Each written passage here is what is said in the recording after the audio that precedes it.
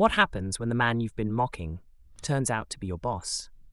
This team found out in the most humbling way. It was one of those mornings that didn't give away any signs of the chaos ahead. The sun was bright over downtown Dallas, and the streets buzzed with activity as people hustled through their day. Among them was a man named Elijah, a delivery driver who had seen it all. Elijah wasn't flashy or loud, but there was a quiet dignity about him that spoke volumes.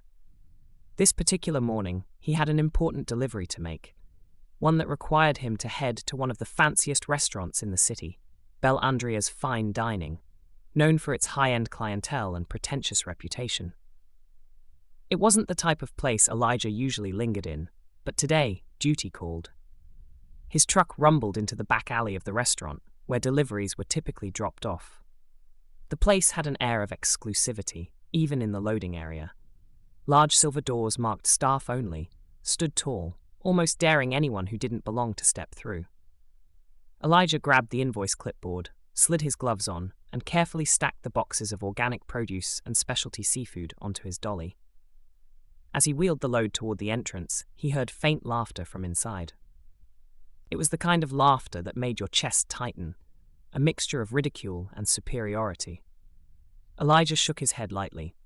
He was no stranger to being underestimated or judged, but he wasn't about to let it rattle him.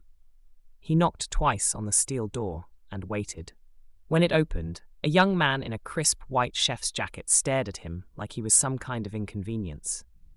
Behind him, two other staff members peeked out, one stifling a chuckle and the other rolling her eyes. "Deliveries are supposed to come earlier," the young man snapped, his tone dripping with annoyance. Elijah calmly held up the invoice. "I'm right on schedule, sir. Fresh seafood from Gulf Coast Imports, and the organic greens you requested." The chef waved him off. "Whatever. Just bring it in, and don't block the kitchen entrance." As Elijah pushed his dolly inside, he noticed more staff turning their heads to glance at him. Their expressions ranged from amused to condescending. Someone muttered under their breath, "Guess the company sends just anyone to places like this." It wasn't just the words, it was the tone. That mocking, dismissive tone that said more than any insult could. Elijah kept moving, unloading the boxes carefully, his hands steady, even though their words lingered in the air like a bad smell. But Elijah didn't flinch. Not yet. He knew something they didn't, and it was only a matter of time before everything changed. As Elijah maneuvered the dolly deeper into the restaurant, he couldn't help but take in the surroundings. Bel Andrea's Fine Dining was as extravagant as the rumors claimed.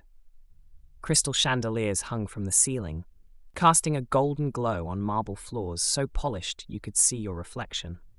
The open kitchen gleamed with stainless steel appliances, and every corner of the place screamed wealth. But beneath the pristine surface was something far less polished. Elijah noticed the way the staff moved, quick and efficient, yes, but with an air of self-importance that didn't sit right. These weren't people proud of their work, they were proud of their hierarchy. And right now, Elijah was at the bottom of it. "Make sure you're not blocking the chef's station," barked a woman wearing a sharp black suit. She didn't even look up from her clipboard as she walked by. "Yes, ma'am," Elijah replied, his tone polite but firm. He didn't mind following instructions, but he could feel her gaze linger, scrutinizing him as if she were searching for a reason to dismiss him entirely. Nearby, two waiters stood at the edge of the dining area, folding napkins and whispering. It didn't take a detective to figure out they were talking about him. Every now and then, they'd glance his way, barely hiding their smirks. "What do you think? 5 minutes before he messes something up," one of them said, snickering. Elijah ignored them and continued with his work. Years in this business had taught him that people like this weren't worth his energy. He focused on unloading the boxes neatly onto the counter by the walk-in fridge. Still, the comments kept coming. "You'd think someone delivering to a place like this would at least dress better," another voice chimed in. Elijah glanced at his uniform. It was clean and pressed, practical for someone hauling boxes all day. But to these people, it wasn't good enough. It didn't matter. He wasn't here to impress anyone. As he finished the first load and turned to head back to the truck, he passed by a group of line cooks near the grill. They, too, paused their chatter to take a long look at him. One of them, a tall man with a smirk that practically screamed trouble, leaned over and whispered loudly enough for Elijah to hear. Bet he couldn't even afford to eat here, let alone step through the front door. The others laughed, and Elijah felt his jaw tighten slightly. He had plenty of practice letting things slide, but this was starting to push the limits. Still, he kept his composure and made his way back outside for the next load. But the worst was yet to come. Inside, the mocking laughter grew louder, and Elijah could feel their eyes on him like he was some sort of spectacle. Elijah returned to his truck, loading the second set of boxes onto his dolly. The morning heat was creeping in, and the sweat on his brow mixed with the dust from the alley. But as he pushed the dolly back toward the kitchen doors, he could still hear the faint laughter echoing from inside. They hadn't even tried to lower their voices. When he re-entered the kitchen, the head chef, a sharp-featured man named Alex, stood by the counter, inspecting the ingredients Elijah had already delivered. He turned his nose up slightly as he picked up a crate of seafood. "Is this the best they could send?" Alex muttered, just loud enough for Elijah to hear. Elijah paused for a moment. "If there's an issue with the quality, I can call the supplier." Alex cut him off with a dismissive wave. No, just drop it off and leave. We've got more important things to focus on." As Elijah began unloading the second batch of boxes, he couldn't help but notice the way Alex carried himself. The chef spoke loudly, directing his staff with an exaggerated authority, as if he needed everyone in the room to know he was in charge. "I swear," Alex said, turning to one of the servers, "the standards are dropping everywhere. Look at this guy. Do they not teach professionalism to delivery drivers anymore?" The server, a young woman with a forced smile, glanced at Elijah but didn't say anything. Instead, she nodded at Alex and busied herself setting up the nearby dining area. Elijah kept his head down and finished unloading. He wasn't about to let their words get to him, but he couldn't ignore the growing irritation. It wasn't just the comments, it was the blatant lack of respect, the assumption that he was less than simply because of his job. As he moved to stack the empty crates, one of the kitchen staff called out to him, "Hey, delivery guy, you missed a box." Elijah turned, confused, because he was certain he hadn't. The staff member pointed to a crate sitting near the door. Trusting his work, Elijah walked over and bent down to pick it up, only to realize it was empty. Another round of laughter rippled through the kitchen. "Just messing with you, man," the guy said, slapping his knee. "Relax a little." Elijah didn't respond. Instead, he placed the empty crate back down and finished his work without another word. Inside, his patience was wearing thin, but he reminded himself of why he was here. He had a job to do, and a point to make, even if they didn't know it yet. When the delivery was finally complete, Elijah handed the signed invoice to Alex. The chef didn't even look at him as he scrawled his signature across the paper. "You can go now," Alex said curtly, not bothering with a thank you. Elijah paused for a moment, his eyes steady. "Have a good day," he said evenly, before turning and heading back to his truck. But just as he reached the door, one of the waiters muttered under his breath, "Yeah, go back to wherever you came from." That was it. Elijah stopped in his tracks, his hand resting on the door handle for a brief moment. The room fell silent. All eyes were on him. Elijah turned slowly, his gaze meeting the waiter's. There was no anger in his expression, just a calm confidence that immediately silenced the smirks and whispers. "I came here," Elijah said, his voice steady, "to deliver something you clearly need more of. Respect." The room stayed quiet as Elijah walked out, but the real surprise was still waiting, and it was only a matter of time before they realized who he really was. Elijah leaned against the side of his truck, taking a moment to catch his breath. The delivery was done, but the weight of the morning lingered. He'd been in similar situations countless times, but something about today felt different. Maybe it was the way they all seemed so comfortable in their assumptions, so blind to the possibility that he was more than what they saw. He glanced at the restaurant's grand facade, the name Bel Andrea's etched in elegant gold letters above the entrance. It was surreal, really. Just a few weeks ago, he had signed the final papers that made him the owner of this place, a bold step in his growing empire of fine dining establishments. But Elijah's journey to this moment wasn't one of privilege or shortcuts. It was built on years of sweat, sacrifice, and a relentless drive to prove himself. He grew up in a small town in Louisiana, where opportunities were scarce, and expectations for someone like him were even scarcer. His parents worked tirelessly, instilling in him the value of hard work and integrity.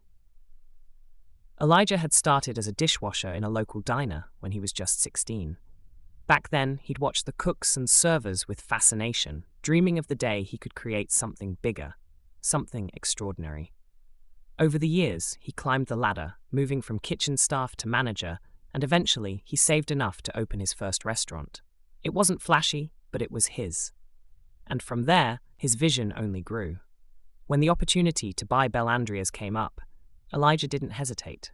He knew it was a risk, but he also knew what this place could become under his leadership. The restaurant had a reputation for exclusivity, but Elijah saw potential beyond the surface.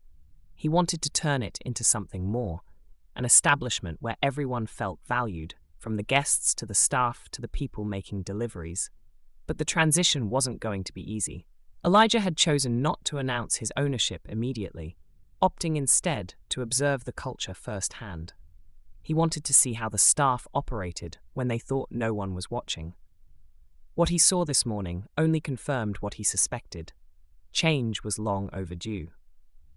Elijah climbed back into his truck and made a few notes on his tablet, preparing for the meeting he had scheduled with the staff later that afternoon.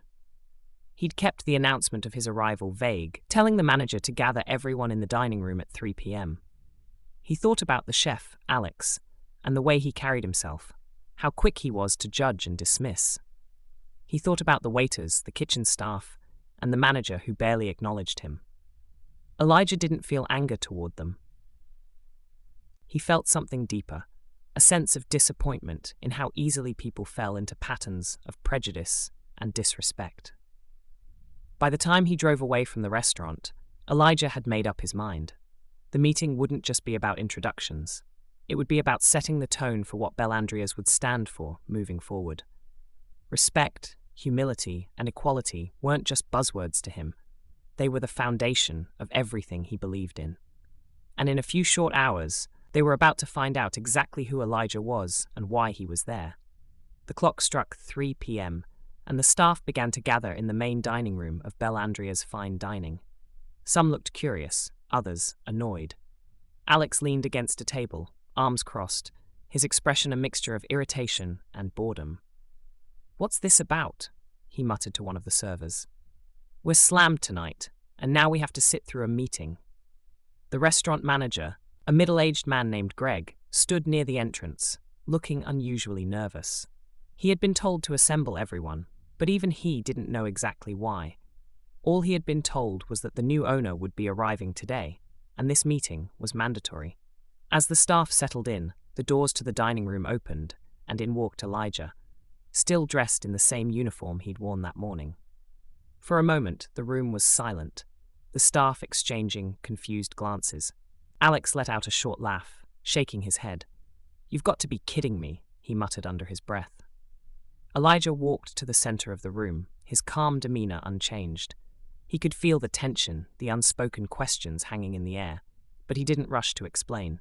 Instead, he let the silence linger for a few moments, meeting their gazes one by one. Finally, Greg cleared his throat, breaking the awkward quiet. Elijah, what are you doing here?" "This meeting is for staff only." Elijah smiled faintly, his voice steady but firm. "I know, Greg. That's why I'm here." Alex rolled his eyes. "Look, if this is about the delivery earlier, can we just move on? We have actual work to do." Elijah turned his attention to Alex, his gaze steady. "You're right, Chef Alex. This is about the delivery, and it's about a lot more than that." Alex raised an eyebrow, but before he could respond, Elijah continued. "Let me introduce myself properly. My name is Elijah Reynolds, and as of 3 weeks ago, I'm the new owner of Bellandria's Fine Dining." The room fell silent again, but this time the air was thick with shock. Alex's smirk vanished, replaced by wide-eyed disbelief. The servers exchanged stunned looks, and Greg's face turned pale. "You," Alex finally managed to say, his voice almost a whisper. "You're the owner?" "That's right," Elijah said, his tone even. "And before you say anything else, I want you to understand something. This isn't about me flaunting my title or putting anyone in their place. This is about respect. He paused, letting his words sink in. I spent the morning observing how this team operates. I saw the way you treated me because you assumed I was just a delivery driver. And I want you to think about what that says, not about me, but about you. Alex opened his mouth to respond, but quickly shut it again. The servers looked down at the floor, suddenly finding their shoes fascinating. Elijah continued, his voice carrying a quiet strength. You judged me before you even knew who I was. You made assumptions based on how I looked, what I was wearing, and the job I was doing. And that behavior, it doesn't just hurt me, it hurts this restaurant. It hurts the culture we're trying to build here. The room stayed silent as Elijah's words hung in the air. He looked around, meeting their eyes again. Every person who walks through these doors deserves respect, whether they're a guest, a staff member, or someone delivering the ingredients that keep this place running. That's the standard I expect from every single one of you. For the first time that day, Elijah saw something new in their expressions. Shame. And as uncomfortable as it was for them, it was exactly what they needed to feel. The silence in the room was almost palpable, every staff member grappling with the weight of Elijah's words. Alex shifted uncomfortably, his arms no longer crossed in defiance, but hanging awkwardly by his sides. The servers avoided eye contact, their earlier smirks now long gone. Elijah took a step forward, his tone softening, but losing none of its authority. I know change doesn't happen overnight, but if this restaurant is going to succeed, it starts with how we treat each other. It starts with accountability and respect for everyone. He paused, scanning the room to make sure his message landed. I didn't start at the top, he said. I've been where you are, working long hours, doing the jobs no one notices. I've scrubbed floors, washed dishes, carried boxes, just like I did this morning. And let me tell you, those roles are just as important as any chef or manager in this room. Without them, this place doesn't run. The staff remained silent, the gravity of his journey hitting them harder than any reprimand could. Elijah let the moment settle before continuing. So here's what's going to happen. Starting today, we're building a new culture here, one where every role is respected, where assumptions and judgments have no place. And if anyone thinks they can't be part of that, this isn't the right team for you. His words were met with quiet nods, some staff members murmuring apologies under their breath. Alex finally spoke up, his voice hesitant. I didn't mean to be disrespectful. Elijah held up a hand to stop him. Actions speak louder than words, chef. If you're willing to do better, then prove it. Show me and the rest of the team that you're here to grow. That goes for everyone. He stepped back, his calm demeanor returning. We all have biases. We all make mistakes. But what matters is how we move forward, and I believe this team can be better. With that, Elijah turned to leave the room, but not before offering one final statement. Remember, respect costs nothing, but its absence can cost you everything. The staff sat in silence long after Elijah walked out, the weight of his message pressing down on them. And for the first time in years, Bellandria's fine dining felt like it might finally live up to its name. This story isn't just about a restaurant. It's about all of us. How often do we make assumptions about someone without knowing their story? How often do we let pride or prejudice cloud our judgment? Let's do better, whether it's in our workplaces, our communities, or even in our daily interactions. Respect and kindness don't just change lives, they build bridges.